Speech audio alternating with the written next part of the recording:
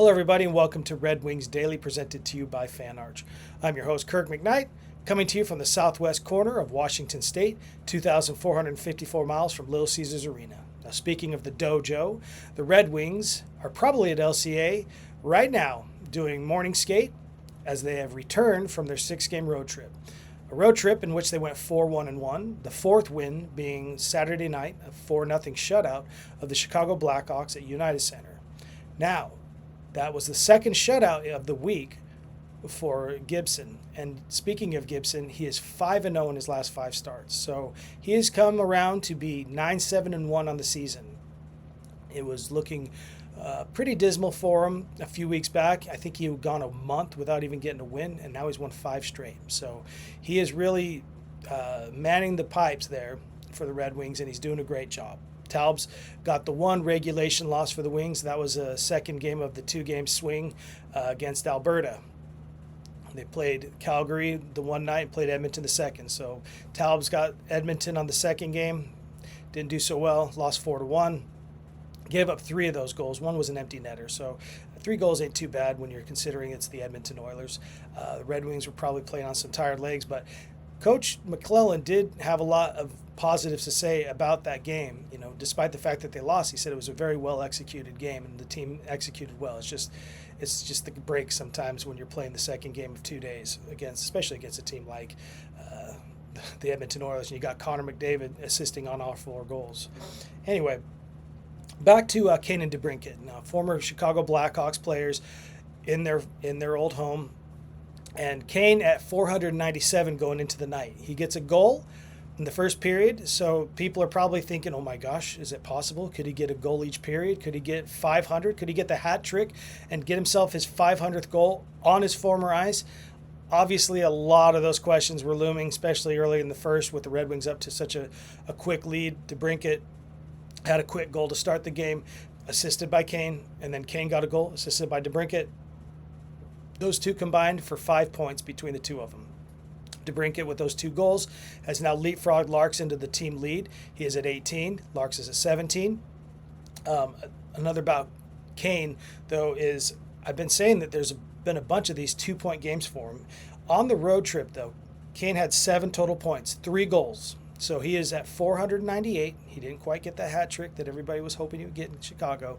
So maybe as the Red Wings play a couple of games at home, they might get that 500th at Little Caesars Arena. Let's hope.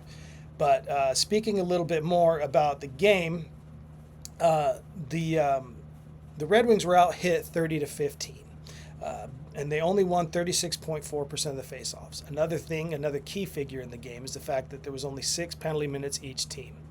So they did pretty much everything you can think they did well.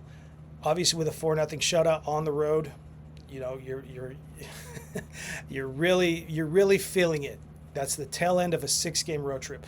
Luckily, though, also something to consider is the fact that the Chicago Blackhawks were on the second of a 2-game swing themselves, second day of a 2-game swing. So, luckily for the Red Wings, they had a fresher set of legs in Gibby in goal, and obviously players who had gotten a little bit of a rest in that trip from Edmonton to Chicago. So that's something to look at.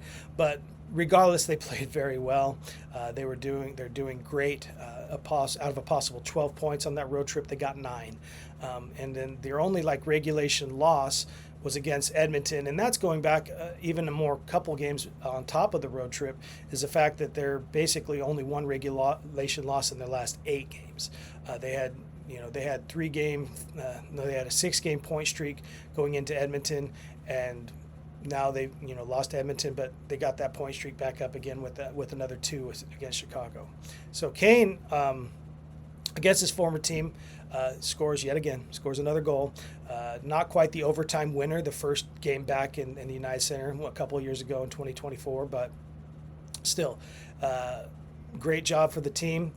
Moving forward, it looks like they're coming into with their own offense.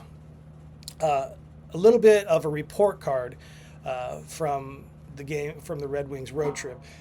They, like I said, they went 4-1-1, 9 out of a possible 12 team points, like I mentioned. Here's some of the other things. 4 for 15 on the power play and 13 of 16 on the PK. So pretty good. One thing that I would say was a negative about saying that about 4 for 15 on the power play. Those 4 for 15, that was against Columbus and I believe against maybe Seattle. So they have not done anything on the power play for the last 4 games. Something to think about. They're 0 for their last 9 on the power play. But like I said before, the one good thing about that is there was 2 shutouts. So obviously they were going perfect on the penalty kill in those games, and Gibby coming with all 4 of those wins, something to build his confidence moving forward. Now enough about the Red Wings, at least for now, because it's time for league laundry. And one of the biggest stories of the NHL has been the Pittsburgh Penguins. Three games in particular that I'm going to talk about. See, last week I think I talked a little bit about the fact that they gave up a goal with 0.1 seconds left against the Anaheim Ducks. Like, it went over the crease with 0.1 seconds. Obviously, that's reviewable. Game went to overtime. I believe it was a shootout loss for the Penguins at home. Okay, if that were the worst that had happened to the Penguins last week, we wouldn't really be having this conversation now. But Saturday night, a 4-goal lead, practically almost halfway through the third period. Now, in the Voices of Hockey, my book, one of the opening chapters is The Miracle on Manchester. Now, that was when the LA Kings were playing the Edmonton Oilers in 82, I believe it was. And they were down 5 goals in the third period. They scored 5 unanswered goals against Wayne Gretzky, Mark Messier, Yari Curry, some of these, a lineup chock full of future Hall of Famers, right? Biggest comeback in playoff history, 5 goals. They win in overtime. It wasn't quite the miracle on Manchester for the San Jose Sharks against the Penguins, but it was still close.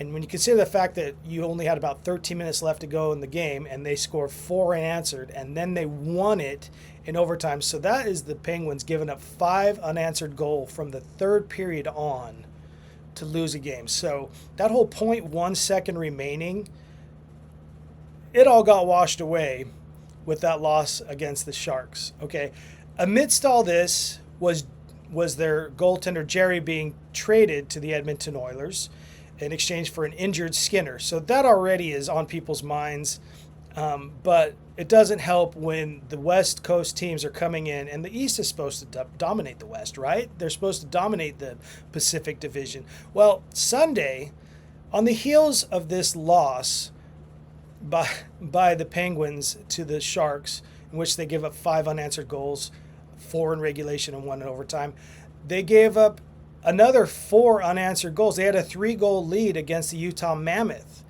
and they gave up 4 unanswered goals. They tied it, so they were able to salvage it and force overtime, but they lost.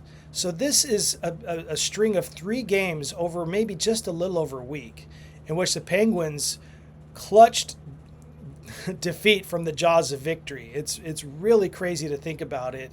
And these were all home games. I can imagine being a Pittsburgh Penguin fan in the midst of all this and being just absolutely beside myself, wondering what is going on with this team.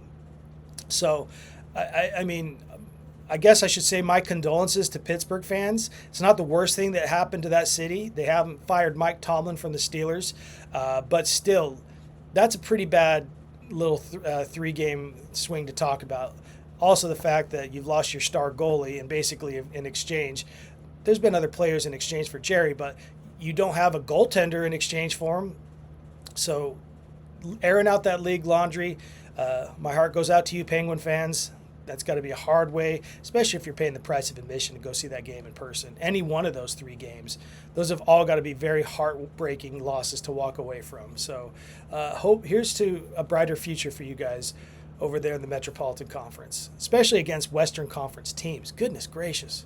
And that, folks, brings us to the no cap recap. Now, Gibby, when he was talking about his 2 shutouts, and talking about the road trip, this is what he had to say. Well, this is what AI slang translator said he had to say. Here we go. We straight up slayed those hockey games, you feel? That road trip was a major grind, no cap. We knew tonight's game was going to be lit. like making it go from mid to totally epic, you know. We kind of upped the ante on ourselves, but it was a full-on team flex. We're vibing now, building something real. Hopefully we can bring that fire home and keep the hype train rolling till Christmas break. Road wins, that's straight up confidence fuel, fam. It's a marathon season, gonna be mad ups and downs, faux show. But we just gotta keep hustling, level up our game, and flex that confidence. And yo, we killed it on this road trip, period. They truly did kill it on this road trip. 4-1-1. Can't say it enough. I've already said it probably 4 times, and it's starting to sound like a broken record. But yes, folks, Red Wings, virtual tie for first place, awaiting a team tomorrow night in the New York Islanders, a team that they have not had much success at all against this season. In fact, their 2 worst losses were to the Islanders, both at home and away. 5-goal losses both times. So hopefully this is a different Red Wings team. Going up against them. We'll have another episode tomorrow before the game tomorrow night. But in the meantime, Red Wings are reeling right now, doing well, and back in home, and with some welcoming arms saying thank you for keeping us in this, and thank you for jumping up the ladder a little bit in the Atlantic Division while you're away from us. So this has been Red Wings Daily, folks. Again, I'm your host, Kirk MckNight, and it's presented to you by FanArch, and as I like to say, LGRW from the PNW.